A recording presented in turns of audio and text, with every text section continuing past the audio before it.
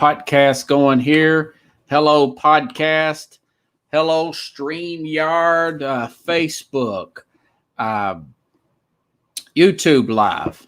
Welcome to Sports Scope. I'm your host, Robert Butler, on this 19th day of August. Crystal, good loyal watcher of Sports Scope. Happy birthday, Crystal. I greatly appreciate your support over the years in the program, everybody. I know we have a game tonight. The Eagles are playing. A lot of Devontae Smith tweets coming out there. I've not had a chance to watch the game. I'm not going to comment on the game. I've been preparing for today's program. Just got the suit out of dry cleaners. Looks good. It looks good on camera here. Had to wear the gray suit on Tuesday's program. So tonight, guys, I'm going to get into the Notre Dame. I did not get a chance, Brian, to talk Notre Dame football. I'm going to talk about Brian Kelly. Should Brian Kelly move on? Has Notre Dame peaked out? Have they peaked out 12 years? You guys know what my philosophy is on 10 years. So have the Irish, has Brian Kelly peaked out there? Also, the NFL, there's a lot of news and notes. The Jets, have the Jets already start to make huge mistakes with their free agency and everything and players? And also, I've been talking a lot on the Cleveland Browns, okay? Mike Greenberg is high on Baker Mayfield. Usually that's a curse because Sky usually wrong about everything. But I'll say this. He makes a very good point on Baker Mayfield. I am extremely high on this Cleveland Brown team. I may be too high on this Cleveland Brown team. As I mentioned the other day, folks, on the Mac and Jack show, which will not be this weekend. Mac's got some kind of event, charity event to do. Quite frankly, I need the Sunday off. I have to get up around 5 a.m. to 5:30 a.m. Central Time to look up those topics. I need some time off, folks. I'll drive 12 hours a day, and then I do Sports Scope 2 days a week. And when I'm not doing Sports Scope, I'm preparing for Sports Scope.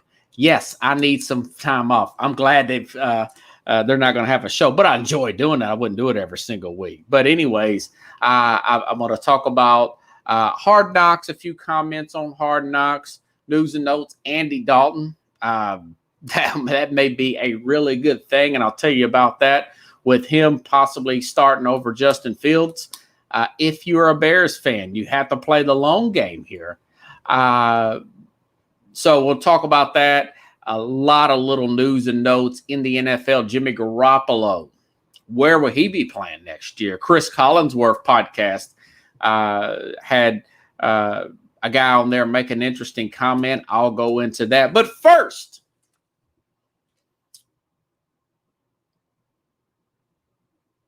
teachable moment here. Teachable moment.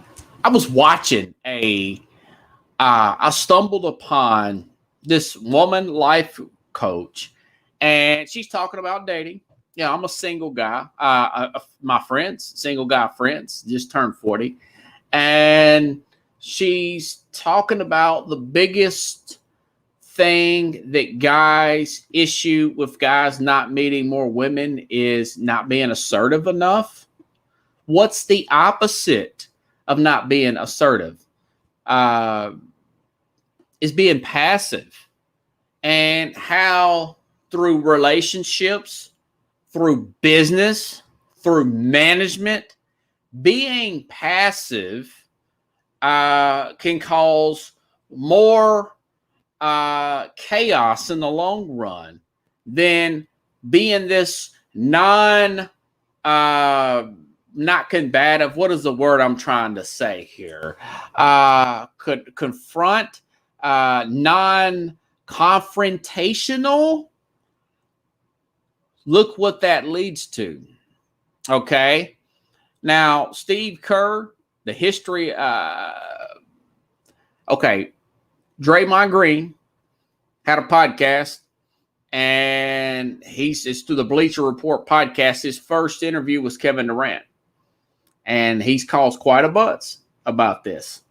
He asked Durant the issue with the Clippers game. Was that the reason why you left Golden State? And you'll be surprised at Kevin Durant's answer. And what I've been telling you guys about got people like Steve Kerr overcompensating with his political views and social justice views to make the players like him more because of his passive ways. And I've got some more evidence of that.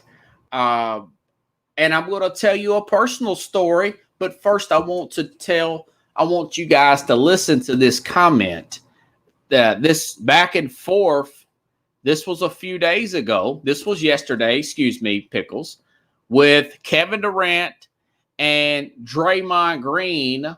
For some of you may have not heard. Now, they had a fallout back in the last year that Draymond Green was there, or that Kevin Durant was with the 2018, that was with the 2019, Durant got hurt, but he was with the Golden State Warriors. Basically, this happened in a regular season game. It was an end of a Clipper game, Pickles, and Draymond Green pushed Durant out of the way, took the ball from him, did not pass the ball to Durant to get the last shot like it was supposed to be done. Durant says something. Draymond Green, it's on the sideline, and Draymond Green calls Durant the B word, and this is how this plays out, okay? That's the context of this question. I'm going to play the soundbite for Pickles. Listen up. For my own personal sanity, I've been getting my ass kicked ever since you left. Excuse the language. For my own personal sanity, how much did our argument against the Clippers drive you to ultimately lead the Warriors? It wasn't the argument. It was the way that everybody, Steve Kerr, act like it didn't happen. Bob Myers and tried to just discipline you and think that would put the mask over everything. I really felt like that was such a big situation for us as a group. The first time we went through something like that, we had to get that shit all out. I remember watching The Last Dance, and when Scotty didn't go into the game, the whole team in the locker room said, Scotty, that was fucked up that you did that. We needed that. Mm-hmm. We just needed to throw all of that shit out on the table and say, yo, Dre, okay, like, that was fucked up that we even had to go through that. Let's just wipe our hands with that and go. Okay, remember what we talked about the other day. Every team needs that 38 to 40-year-old veteran Bill Cartwright that Kevin Durant was talking about on the team. Did you catch what he said about Steve Kerr? Steve Kerr's passive, act like it didn't happen. It was a major thing. It was a major thing because it got brought up. And obviously, it ultimately caused Kevin Durant to leave the team. So it had to be a much bigger deal than expected. And Bob Meyer, to sum up what happened, he told he finally had to play good cop, bad cop, Pickles. Bob Myers, the general manager, finally said, listen, Draymond, you've got to apologize to Kevin for that. And then Draymond Green, this is his answer. Go finish the task. I don't think we did that. We tried to dance a long around soundbite. I didn't like how all of that, just the vibe between all of that, it just made shit weird to me. And I'd rather us. This is still Kevin Durant's part. Family first. Communication is key. Like we didn't show that, and that's what rubbed me the wrong way more than anything. When we landed back from LA, I sat in the. This is Green. Hazel was sitting in the car for an hour and 45 minutes. They pulled me in that room at Signature for an hour and 45 minutes, and they tried to tell me, you need to apologize. And I told them, I'll talk to Kay, but y'all aren't going to tell me what I need to say. Mm-hmm. And, you know, they went on for an hour and 45 minutes talking, saying a bunch of bullshit. And ultimately, they realized, all right, we're not getting through to him. We're going to try again in the morning. And so we met the next morning, and they said, all right, you slept on it. You ready to apologize? And I told them right then and there, I said, y'all about to fuck this up. I said, the only person that can make this right is me and Ncaa. Mm-hmm. And there's nothing that y'all can do, and y'all are going to fuck this up. And in my opinion, they fucked it up. I think so too. And they told me right then and there, like, we're going to suspend you for this game. I laughed in their face, literally laughed in their face. And Bob said to me, he said, wow, that was not the reaction I was looking for or expecting. And I said, well, either I'm going to laugh in your face or I'm going to cuss you the fuck out. I'm telling the general manager, I'm going to laugh in your face or I'm going to curse you out. Okay. That's where Draymond Green would have never done that to a for one thing, he would never done that to me, but I'll explain that here in a little while. Pat Riley, Phil Jackson, you're never going to coach to them. You're never going to come off that disrespectful towards these type of guys. Okay, that's not the only. Draymond Green is a bully. He's a bully, and you know how to handle bullies, Pickles. You handle it quick, swiftly. You cannot compromise. You cannot negotiate. You have to be aggressive and respond with force. It's just like with these Taliban. You cannot beg these and play these people off and rationalize with a bully. You got to be straight with a bully. You got to be firm with the bully. Okay? Now, I admire what Bob Meyer said, but Steve Kerr was so passive about it that Draymond Green felt like he can get away with some things. Now, this is around the same time, Pickles. This is Draymond Green being disrespectful. I have another video of Steve Kerr trying to get an interview across, and Draymond Green would not turn the music down, Pickles, in the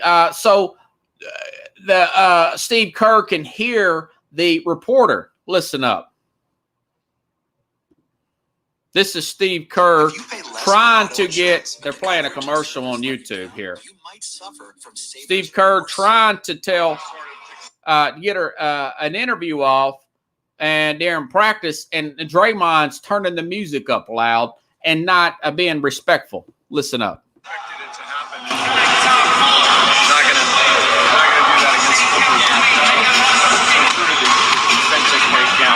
Sorry, hang on. Yeah. Draymond, I think. Draymond wants the music up. This is crazy. We took a change. We'll watch the thing. And he's letting out more than top five. Draymond doesn't want to now. Is it treasure? Also, not me. Okay, he says, I know it's not a great sound, but Steve Kerr stops the interview. He asked an assistant who's not on camera, Pickles, to turn the music down. The assistant says, Draymond don't want to turn the music down. Draymond does not want to. It's like, then the other reporter that was beside the one who was asking the female, she's like, who's in charge here? And then Steve Kerr says, apparently not me. Okay.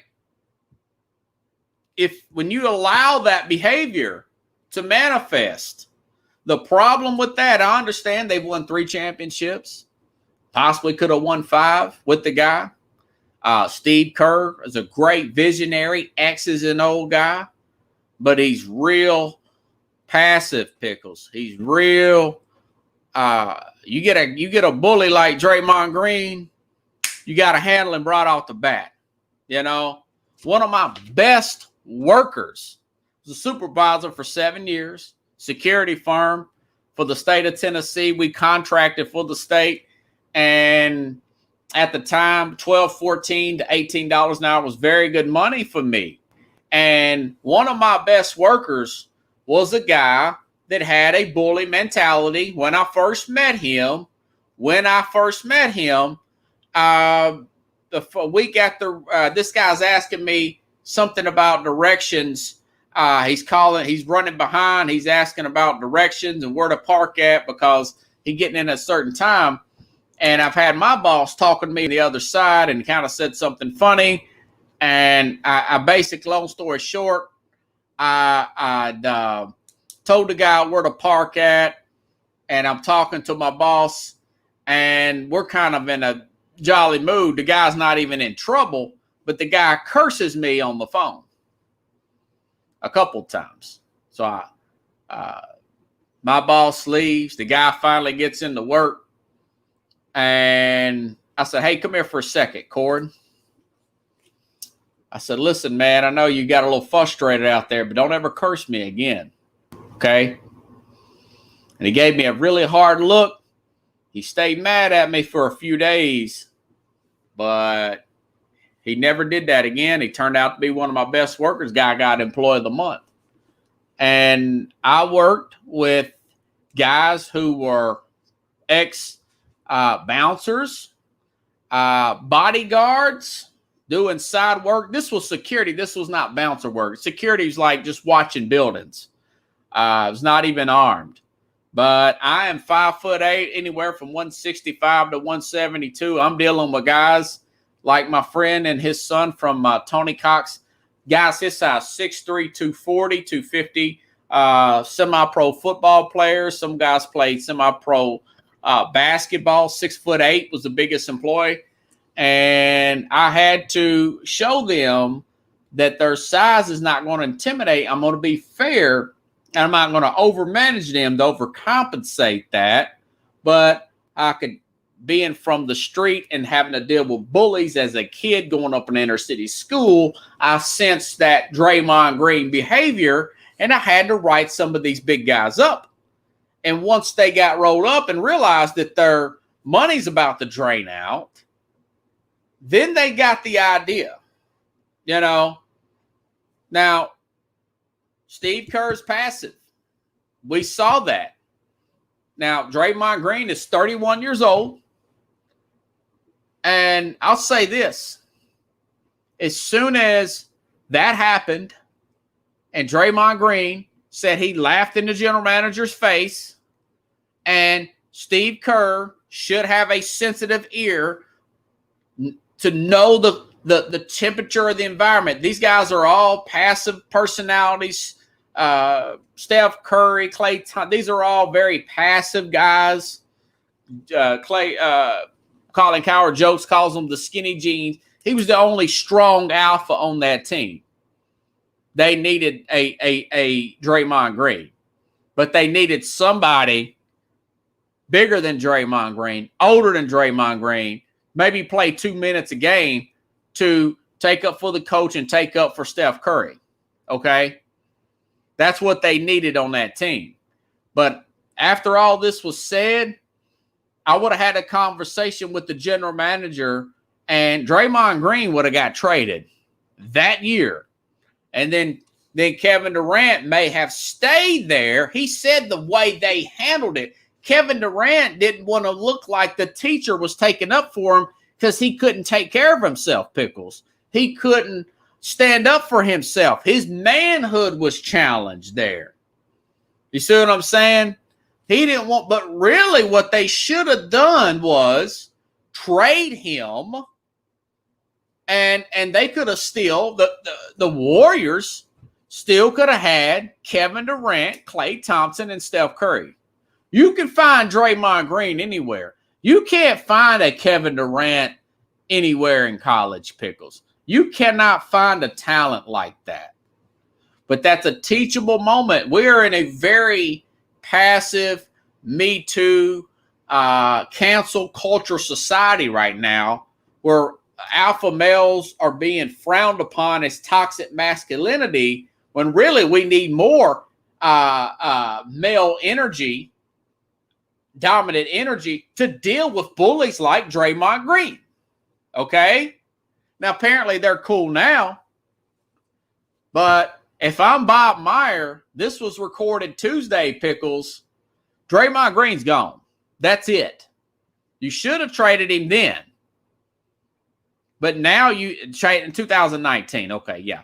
You should have traded him then before the season was over with. So now you have an opportunity to maybe go after Ben Simmons.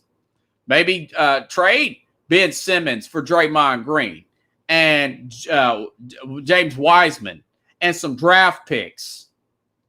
Because that behavior, that type of behavior is never going to end. Because he already knows he can get over on Steve Kerr. That's why Steve Kerr was wanting to lecture people on politics. He thinks that's going to win Draymond Green type of players over. And really, what you're supposed to do is let Draymond Green know, I understand this is a players' league and I appreciate everything you do. But when I ask you to do something, I mean do it, okay? That's how I used to tell the guys I used to work with. And then they call my bluff and then they see themselves going up to the big boss with they written up, being written up. And then it took me a few times before I had to actually get rid of some of them. But the ones that seen it, Pickles, they got their little self, they got in line, okay? I hate a bully. I can't stand a bully. And that's what Draymond Green is, you know. But anyways, that was a pretty interesting story that's being talked about in the wide world of sports. Okay. A lot of talk about the comments that Andy Dalton made a comment that he thinks that Fields is going to be good and all this. But he said, since Ryan Pace told him that when he took him in, that's the general manager of the Bears, that he's going to be the starter. He's like, no, this is my time to start. And people thought that was a little narcissistic and a little over the top. They paid this guy $10 million a year. And I'm thinking to myself, yeah. And also, your left tackle is going to be out for the season. And this left tackle, this second round pick, Pickles, was supposed to be the this second round pick, and I think his name is Tevin Jenkins out of Oklahoma State, I want to say, but I can't find it. I can't find his thing here. But basically, this let Andy Dalton take the hits. Let the guy that's already past his prime. You've got your future in Justin Fields. Now, the problem with that is that Ryan Pace and Matt Nagy are supposed to be seen on the hot seat. But the right thing to do is let Andy Dalton play. Let him have to get rid of the ball quicker. Let Fields get used to the routine that an NFL quarterback has to do in the regular season. When to watch film, what type of practices should he, what he should specifically work on in practice, how to go through the whole routine of a regular season, not a preseason, of a regular season game. He's your future. Now, of course, he's quick. He would be good for a team with a bad offensive line, maybe towards the middle of the season after the bye week. Maybe you want to look at that and see how the line's blocking. And if it's improving, you're still in the hunt. But Andy Dalton's been mediocre. But that's Andy Dalton's, you know. Maybe go in that way. But I hate the fact, Pickles, that teams do stuff that's not really in the interest of the team. It's in the interest to keep your own job. So I'm interested to see how that will work out. Speaking of quarterbacks, man, I've barely got just a few topics here, Pickles, and I'm going to have to change here in about 5 minutes, but I'm going to play this. Chris Collinsworth was talking to a guy from Pro Football Focus. Now, Collinsworth has got his money. He basically owns Pro Football Focus, and he's doing a podcast as well with a guy named Doug Keed from Pro Football Focus, talking about Jimmy Garoppolo, another quarterback who I think should play this year. I think Garoppolo should play this year. I think he's going to be the best bet for this team this year. He's talking about what's the future going to hold for Garoppolo. Who's going to go after him when the season's over, or perhaps when the season begins? And he makes a good point, and I will comment after this soundbite this is Chris Collinsworth and Key, this guy, basically a reporter here from Pro Football Focus. Listen up. They turn it over to the rookie, and then suddenly the wheels kind of fall off there. But it is interesting that you mentioned Houston, because I actually think that it's a legitimate possibility that could be Jimmy Garoppolo's next landing spot. I do think that there's still a connection there between Jimmy Garoppolo and Nick Caserio. I think that whether that is this season, if he gets off to a hot start, or even after the season, once they're really ready to turn it over to Trey Lance, I think that the Garoppolo could be moved over to Houston. Obviously, some other chips have to fall before that happens. Deshaun Watson would have to be traded. Davis Mills couldn't obviously emerge this season. But that's definitely something to watch for in the future, is Jimmy Garoppolo headed to Houston. Because of Nick Caserio, this is we talked about networking. We talked about this on Tuesday's program. How come Tim Tebow got a job with a tryout when he haven't played 7 years in the NFL? Because his former coach from college is now the professional coach. He gave him an opportunity. Nick Caserio, Pickles, used to work with the New England Patriots. He was involved with the drafting and development of Jimmy Garoppolo. Now he is over at the Houston Texans. And we are all assuming, and I know it's going to happen, the guy's been blowing off practicing at just about every day, and Deshaun Watson, that they're going to bring in possibly after the season of a Jimmy Garoppolo. Now, let me just say this. Odds are the number one pick's going to go to the Philadelphia Eagles or the Houston Texans, okay? And connections count. It's going to go to the Houston Texans at some point. Not unless Philly's just that much worse, or something happens to a quarterback and a team like the Saints fall off and they get the number one pick. Depending on where they pick at, is huge. Because do you want to pay Jimmy Garoppolo $27 million a year to sit in for your guy, a guy who has not finished all but one season?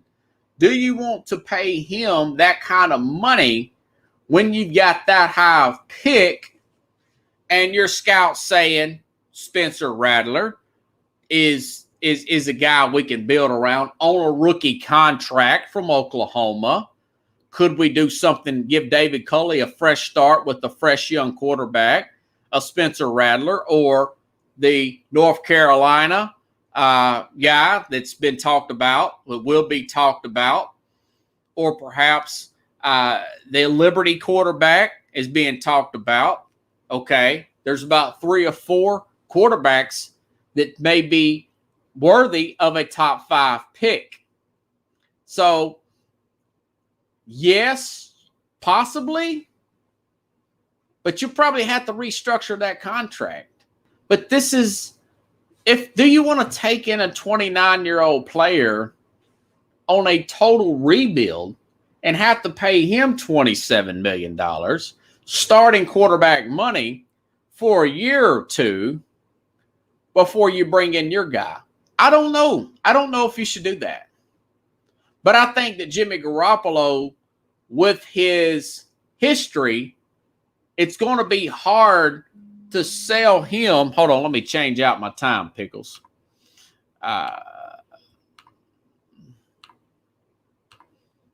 It's going to be hard to sell him being the starter permanent, okay?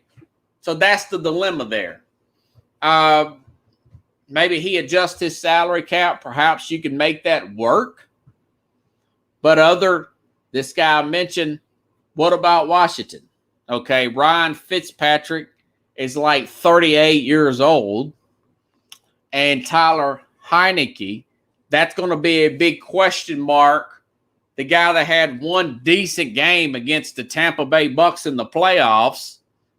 Fitzpatrick's not going to play the whole season this year. They call him Fitzmagic for a reason. He's got the record for the most touchdowns thrown by the most teams because he's a journeyman. He puts the journey in journeyman quarterback seat. So a team like Washington, their window is now top-notch defensive line, above-average offensive line, tight end, wide receiver. All thing they need, Pickles, is the quarterback. Would you pay him $27 million for a year or two, which is very good compared to guys like Josh Allen, Patrick Mahomes, $42, $45, $47 million. It's almost half price if you're looking into 2022, 2023. But you have to get insurance on a guy like that and get a backup on. So I'm thinking maybe Washington would be a better fit, but the relationship with the general manager is not there. Okay, that's food for thought. Again, I think the guy Jimmy Garoppolo is going to have a great year. I think he's going to possibly win Comeback Player of the Year.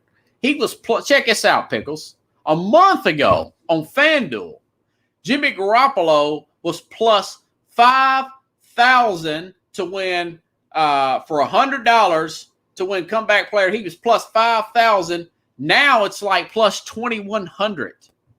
So the odds makers think he's going to have a good year. How good a year?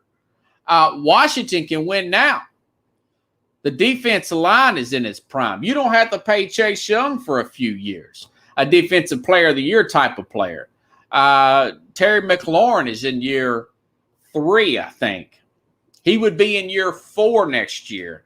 You can do the 5th-year option for him in year 5. So Washington, for possible Aaron Rodgers, would be even better. But Jimmy Garoppolo would also be good. Now, somebody that nobody's talking about, I think if you're this Ravens staff, you've got all those injuries right now at wide receiver. You're replacing pass rushers on that Raven team.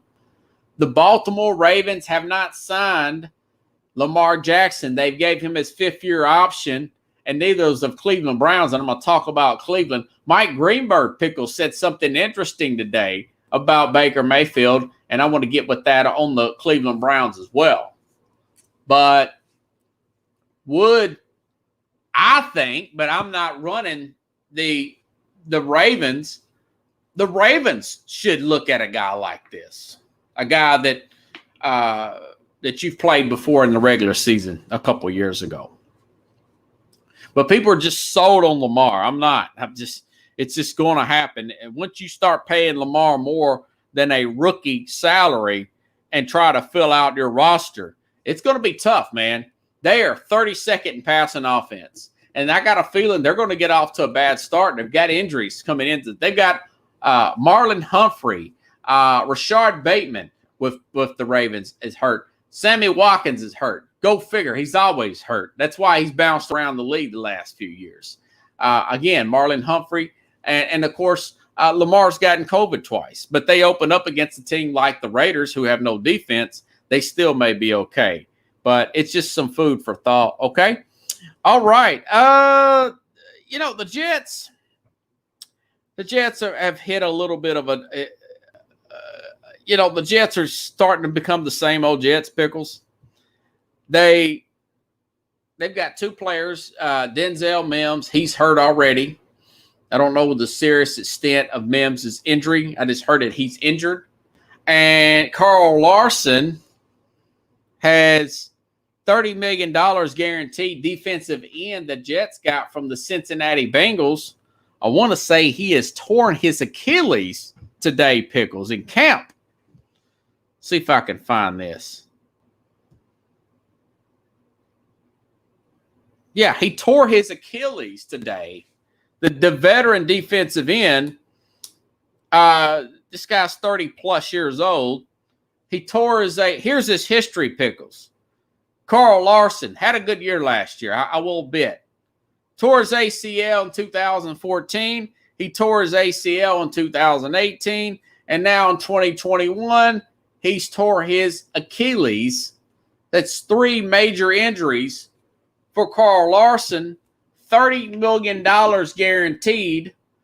I like this guy, Joe Douglas. But these are the kind of moves that is going to hinder a guy like not Sam Darnold. Well, they missed on him, but a guy like Zach Wilson, because you're using Zach Wilson rookie cap money on bad free agents. Okay, Corey Davis. Corey Davis was often hurt with the Tennessee Titans. He always had a hamstring injury. My dad used to tell me that's usually from not being in shape. Corey Davis has butterfingers. He got a huge salary there with the New York Jets, and I'm not sure he deserved it. I'm glad Tennessee moved on from Corey Davis. He looked great in college. He wore 84. He looked like Antonio Brown, who was fighting with the Titans player today. But he's not Antonio Brown as a player. He had butterfingers. And he had injury problems with Tennessee. But they signed Corey Davis to a huge contract, and then they signed a guy that's got 2 ACLs and now an Achilles injury, $30 million down the drain with Carl Larson. So you just don't know what to think of the Jets other than it starts from the ownership down, okay? Not to be the bearer of bad news. I just have to call them like I see them, guys, okay? Trying to see if there's any more. Okay. Now, you guys, I've been telling you all about and I'm talking about on the Mac and Jack show too, love for this Browns team. And Mike Greenberg's talking about Baker Mayfield and his contracts. And, man, why he should pay him. But my thing is, and Mayfield said this himself, well, we'll let the winning speak for itself. I think they're going to have a great year. How good a year? I think they have a good shot to get the 1 seed in the AFC good this year. I think that they're going to beat, and I'm going to talk about that here in a second. I think they're going to beat Kansas City in week 1. But this is what Mike Greenberg said. And I don't normally agree with him. And usually when he says something, usually it goes the other way and it curses the guy. But he makes a good point about Mayfield. Listen up. He talks about Mayfield going all the way back to Bernie Kosar as far as consistency. Listen up. That quarterback did it despite having in those 3 years 4 different head coaches and 4 different offensive coordinators. You might say that guy's working miracles. I would say that guy's Baker Mayfield, who next month will become the first Browns quarterback to start 3 straight openers since Bernie Kosar. The truth is, almost everything they say about Mayfield is turning out to be wrong. They say his ceiling isn't high enough. Well, actually, last season he had 8 games with a QBR of 80 or higher. Those are considered great games. Only Aaron Rodgers and Patrick Mahomes had more. They say he doesn't have the arm strength. Well, actually, last season he had the highest completion percentage in the entire league on passes thrown 20 yards downfield. They say he isn't good enough to beat good teams. Well, actually, in Cleveland's first playoff win since 1994, he threw 3 touchdowns, no picks, and hung 48 on Pittsburgh. That's the most points the Steelers have ever allowed in 62 playoff games. Here is the truth. Baker Mayfield has turned around what was the worst franchise in American sports, despite all manner of adversity, and is a big part of the reason now that they are talking Super Bowl in a town where the team was winless 4 years ago. So, if all that isn't enough to shut them up, I'm not quite sure what. Okay. I want to add on to that. Baker Mayfield had 5 touchdowns against a playoff team in Tennessee Titans at halftime. He had 5 touchdowns at halftime against Tennessee. Now, you want to blame their pass rush, you blame their pass rush. Here's another stat that Greenberg forgot to say. His completion percentage got better when the team lost Odell Beckham for the season.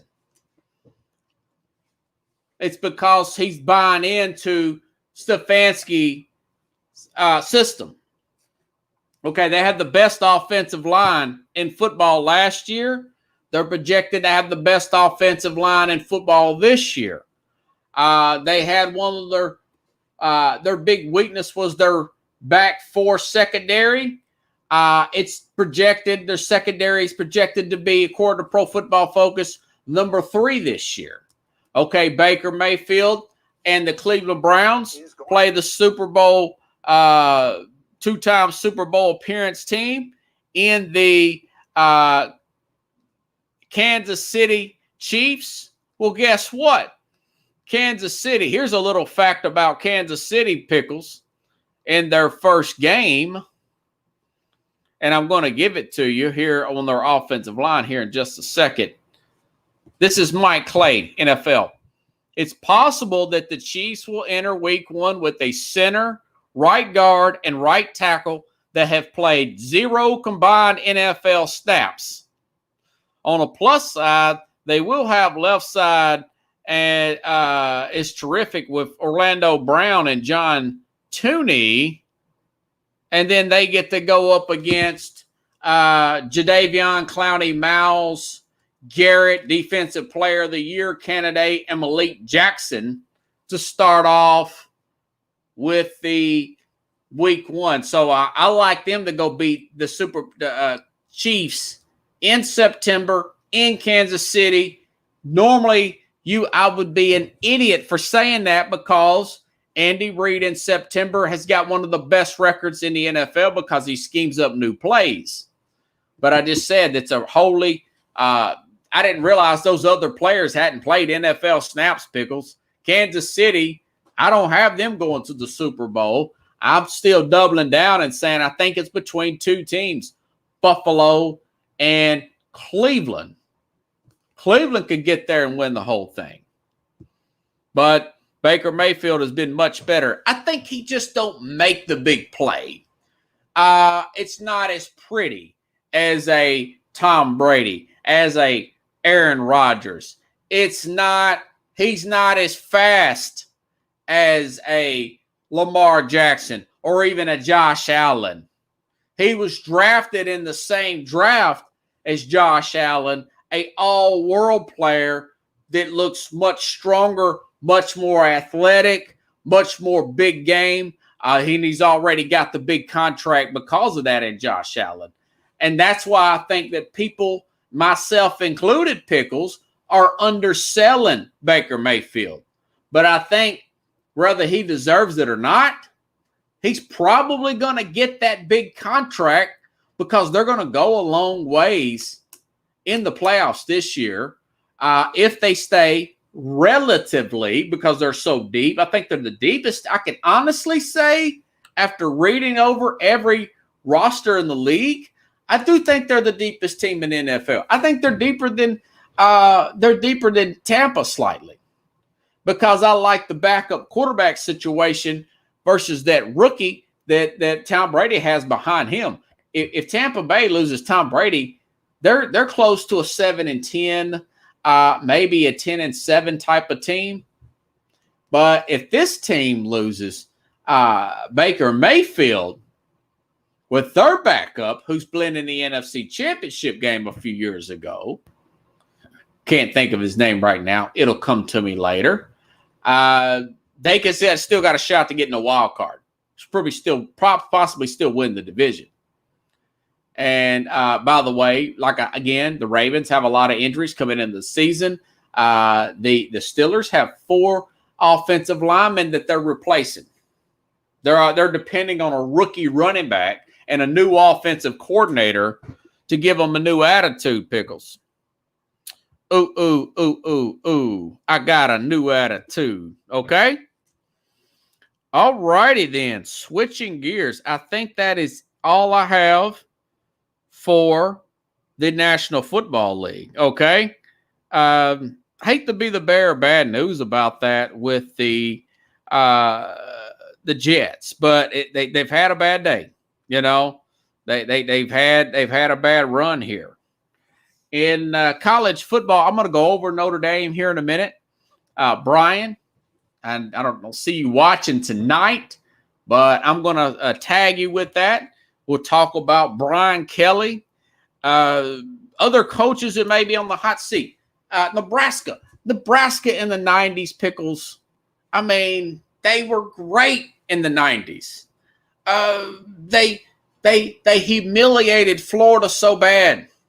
Florida had to get a new defensive coordinator, and they had to get bigger on defense because they were humiliated so bad. Bob Stoops became the defensive coordinator of Florida. They got much bigger, much more physical in 95, Pickles, and in 96. You know? And they won. Tom Osborne, 3 national championships. Well, now they got Scott Frost. And now there's a story about an investigation about recruiting violations with Scott Frost. I thought this Scott Frost was going to be a star with them. Now, they're at a crucial year. I like their quarterback, Martinez. But Scott Frost is under investigation for NCAA violations. Brett Murphy reports that the Cornhuskers, Scott Frost under investigation. Nebraska's under investigation. Improper use of analyst sources. The program allegedly held off-campus workouts during the pandemic. And now this looks minor, but I'll say this. You say, why do you bring this up? Because if he has, even if these are minor, if he has an awful season, Nebraska wants a reason to fire him for just cause and not paying him any money. I talked about Jeremy Pruitt the other day, or Jeremy Pruitt from Tennessee. Got off to a real good start the year he was fired, got on the 8-game winning streak, but I also noticed he was grabbing players on the sideline, and it turned me off even when they're on their hot streak. The next year, they fall apart, which was last year. And they lose. They fold really bad in the second half to teams like Georgia, Florida, the usual suspects, right? And they fire him. Tennessee was investigated under some minor violations. And they used those violations to fire him for cause without paying him. Now, there's some kind of sexual assault violations, some kind of lawsuit going on with some kind of allegations, investigations with LSU. Ed Orgeron's name was brought up in that. LSU will look. They will look. If Orgeron has another bad year, which he could, he was really a one-hit wonder. I mean, the guy got the right Joe Brady, like a quarterback coach or assistant with the Saints, and then he got the right hard-working transfer in Joe Burrow, and found lightning in a bottle, had one magical year, but he was going to get fired anyways. But other than that, he's been pretty mediocre for LSU standards. They may try to use an allegation to fire him with just cause, Pickles. So a lot with these allegations are on how good Frost coaches, whether they throw the book at him or not, Pickles. You know, whether they throw the book at Frost or not. I thought that was interesting. That's something to watch. It's really not even the whole fact of it. It's just the way that played out. Okay, I did miss one more NFL story. Hard Knocks. Hard Knocks episode 2. We talk about the complexity of the NFL and just really college for that matter. Don't you guys wonder why college coaches, Nick Saban makes $9 million, $10 million. These guys making $8, $9, $10, $11 million a year. Managers in Major League Baseball don't even make $2. Some NBA coaches make a lot, but football coaches are very important because football is complex. Did you guys see about how the cadence of a player, of a quarterback is big? They're practicing cadence of the quarterback call and the claps in the auditorium.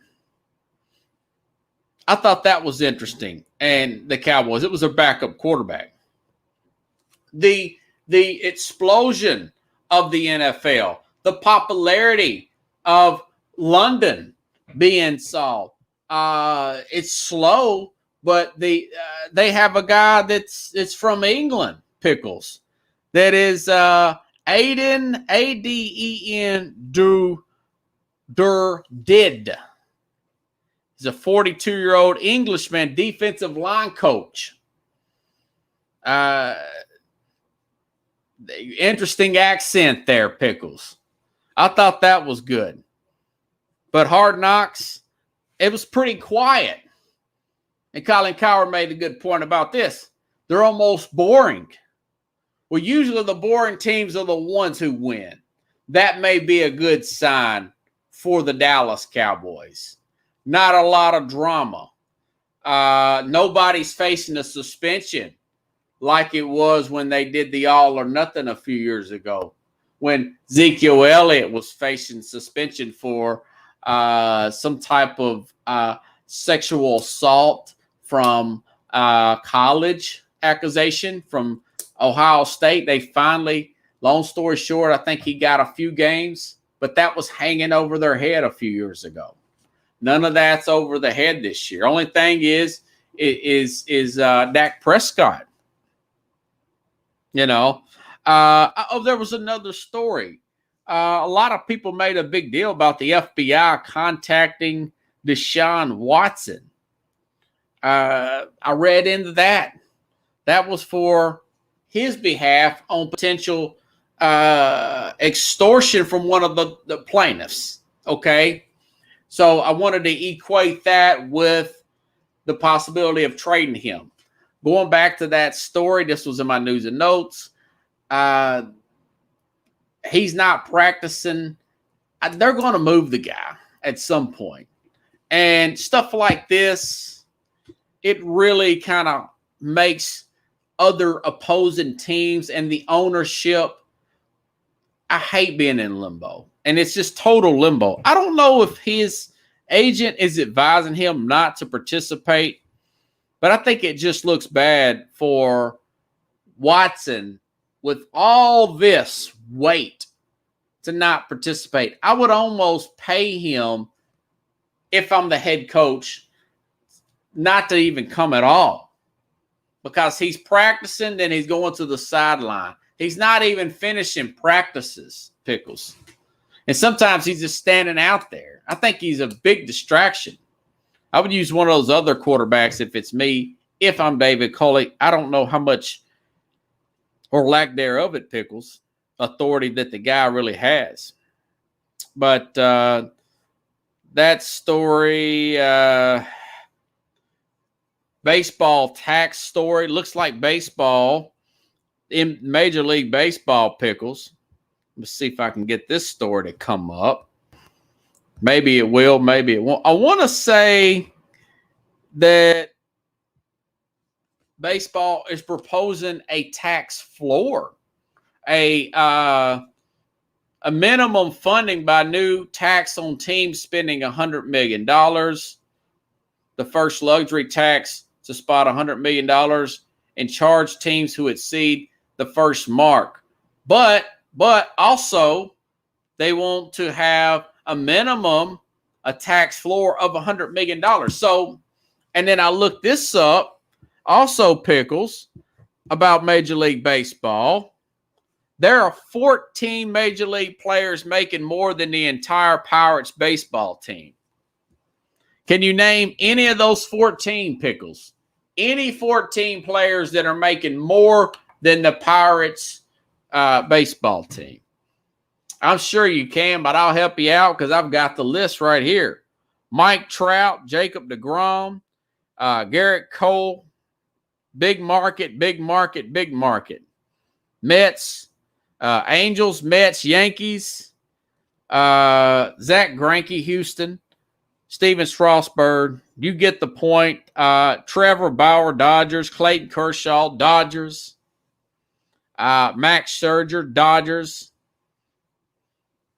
Dodgers and Yankee players making more than the entire Pittsburgh. Now, listen, if it's up to me, if these guys can't afford to play, get them out of there. Baseball needs a facelift. Baseball needs to be faster. The games need to be cut short. Again, not to sound like a broken record. And I wish Crystal a happy birthday, Pickles. August 19th. We should be in the middle of a playoff race in baseball. We should have Major League Baseball playoffs, and we should be in the NL Division Series right now, Pickles. We should be one game away from the NLCS and the ALCS on August 19th, because baseball should not compete with football. Basketball should not compete. The month of July, nobody's watching anything. Except for every now and then you got the Summer Olympics, right? You got, what is that? The World Cup for soccer? Are you kidding me? Yeah, cut those last 40 games out and have the playoffs. Have a salary cap floor. I'm all with that. I'm excited about that. Make it $100 million floor. If you can't afford it, Pittsburgh, move your team, or we'll just have to do away with your team. If you can't afford it, Tampa Bay, move to Nashville. We can afford it here. Okay? Make it faster, speed clocks. Let the players celebrate, but don't taunt another player. I like the rule in the NFL, actually. And bring in cheerleaders, take out the shift, and have the pennant races, Pickles, would be going on in July. The World Series would be Labor Day weekend, or maybe the week before that, okay? Maybe the NLCS and the World Series. So I think that's interesting. Hopefully, baseball is slow in evolution, unlike the NFL, who would change their rules every single year, Pickles. I mean, how much more interesting would this story be about Ohtani if he were on a competitive team? This guy has hit his 40th home run the other day, Pickles. And now his ERA is 2.79. But the team, by the way, that's another argument. I'm not voting him MVP if you're at a 500 team who's not even in the playoffs as a wild card as of today. Shorten the teams up, shorten the season, lower these rosters, and have caps, have floors, and have ceilings for the cap room, okay? Let's see where I'm at on time, Pickles. Looks like I'm going to have to change out again. You guys are getting a lot from me today. And Thursdays are usually my slow days. Okay, speaking of coaches and stuff, 10-year rule. I said this last year, and I'll say it again this year. Brian Kelly's a really good coach. Notre Dame football, Pickles. Brian Kelly went to the national championship game. I'm going to say in 2012, they got ran out by Alabama. We know that. And a few years later, this guy was on a 450-degree hot seat. Oh, that's right. The Angels lost Mike Trout. Yeah, they need a couple of more of Ohtani's in pitching, too. It seems like they don't have the pitching. So, switching gears here to the Notre Dame Fighting Irish. Now, Brian Kelly is a guy, had an attitude issue, really hit a downward spiral. In 2016, Notre Dame was 4-8, And I just knew he was going to get fired in 2017. Instead, they're 10-3. Then in 18, they go 12-1. Got to the playoff that year. 2019 Pickles 11-2. And they beat up on Michigan 45-14, a ranked team. And one score of Georgia. Go down to Georgia and lose 23-17. Georgia's got pros everywhere. And Brian Kelly is producing guys like Quentin Nelson, Jalen Smith from the Dallas Cowboys, Zach Martin, one of the better guards of the Dallas Cowboys also, Will Fuller. When he's healthy, an excellent wide receiver. He's down with the Miami Dolphins now. He's recruiting classes last year. They had the 9th class in the country, 18th in 2020, 15th and 19th, and they had the top 10 class according to 24/7 the year before that. So I feel like he has got as much as he can get out of Notre Dame. Notre Dame is not what they were in the 80s and 90s. There's too much. There's more teams on TV now. They don't just have NBC. Alabama is on ESPN every time ESPN and CBS get a chance to put them on. Okay? So my thing is, they've been on an impressive run. Now, this year's team, Brian asked, could they get to the playoffs? They got 3 offensive players coming back, 6 on defense. They've got this guy, this senior quarterback. It's usually not a good sign. But they got this senior quarterback, Jack Cohen, and I haven't seen him play any. So he wasn't the starter last year. I don't know if he's gotten hurt or whatever. But took over week 4 versus Wake Forest 56 points later. Started quarterback Brook was impressive. He's beat out by this guy Book last year. So he's probably not going to be that good. Now they've got a schedule that is 23rd nationally. They got a pretty hard schedule. At Florida State, which is a down team, to open the season. But starting September 25th, Pickles, through October 9th, they got to play Wisconsin, who is ranked 12th. Cincinnati's ranked 8th in the country. And so they're playing really well. They've played well the last few years. And then they got to go play at Virginia Tech. So they're going to lose one of them. They got a bye week. Then they got to play USC, but that's at home. But then they've got Carolina at home. I think they'll probably lose that Carolina game. So I think they're going to be a 2-loss minimum team. They may lose to Stanford at the end of the season. That's at Stanford. They beat Stanford. They've had Stanford's number here lately. They've had USC's number here lately. But even if that 2 or 3-loss team, you've added the bowl win or whatever, that is the 10-3. They've won at least 10 games, Pickles, since 2017. So you're talking 4 straight seasons with that disadvantage of location, lack of TV dominance,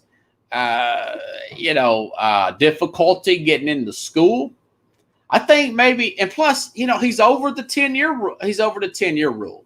What's the 10-year rule? Well, the coach here for the 49ers, mine's drawing blanks here, but the guy that created the West Coast offense said 10 years.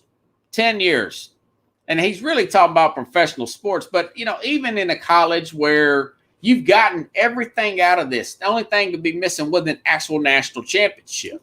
You see what I'm saying? So, and plus, I would like to see him give the NFL a start here. He's good at player development. He's a good disciplinarian. He's not over the top. he was at first, but he's adapted. He's not like a Bob Knight or the guy from Greg Popovich type of coach. He's adapting his team. They're fundamentally sound. So, and possibly he could take just another job, another college job. But 12 years, I would look to go after Brian Kelly from another program. Maybe USC goes after him. They play him every year, Pickles. They get beat by him every year, it just seems like. They beat USC last year 30-27. Okay? They beat USC at USC in 2018, 24-17. Clay Helton does just enough not to get fired, the USC coach. Okay? So Bill Walsh is who I was trying to think of earlier. He said that about staying with the team 10 years. People shut you out. He was really talking about pro sports. But I feel like, you could say that for college because you're still with the same boosters. Odds are you've probably got the same AD, I don't know. Speaking of coaches and stuff, guys like Larry Brown, he changes teams every year. Keep an eye out, Pickles, on the Memphis basketball team. They have gotten so many good coaches there now with Anthony Hardaway. Anthony Hardaway is a former he's a Memphis native, Pickles. And now he's got a lot of former pros, pro coaches, pro players. And I'm trying to find out who he's put on here now. Rasheed Wallace on his team now. Really good recruiting. Yeah. They've got Penny Hardaway, Larry Brown, Rasheed Wallace, Cody Toppert, Jermaine Johnson. 4X NBA All-Star Rasheed Wallace. So they're going to be able to recruit. And with Larry Brown, he's going to be able to coach Memphis.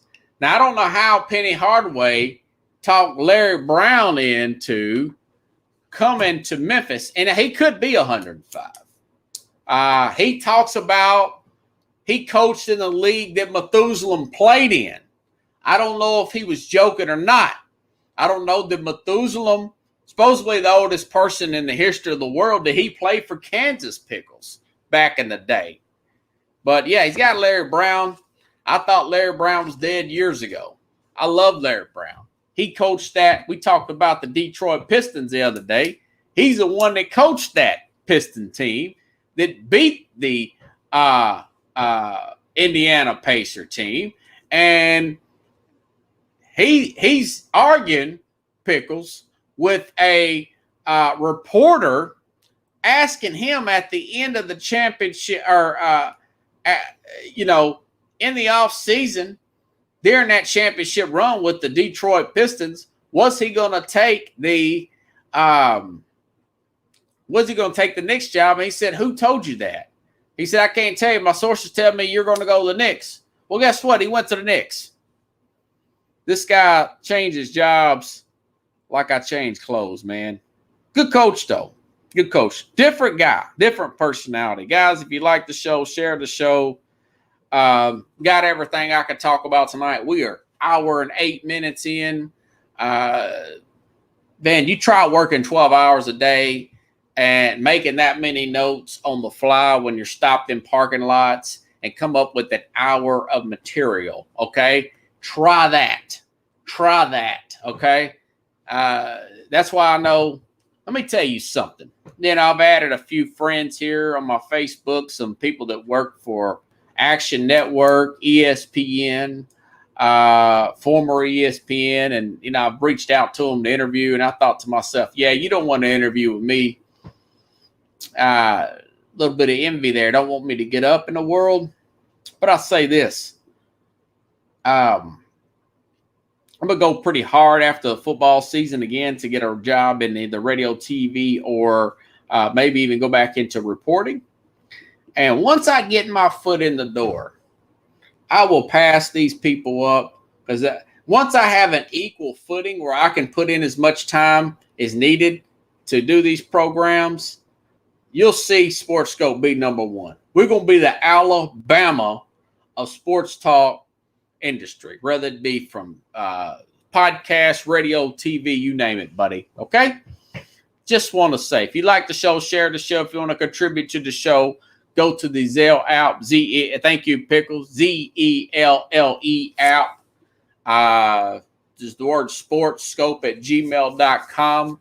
No Mac and Jack show this Sunday, and quite frankly, I need the break. They're doing some kind of charity. I need to sleep in. So I'll be back Tuesday. We will be talking NFL, and we'll get into that, and I'll start breaking down some divisions. We are 3 weeks away from Dallas and Tampa tonight, Pickles. We're 2 weeks away from Minnesota Beavers and Ohio State Buckeyes on Thursday, the week of Labor Day weekend.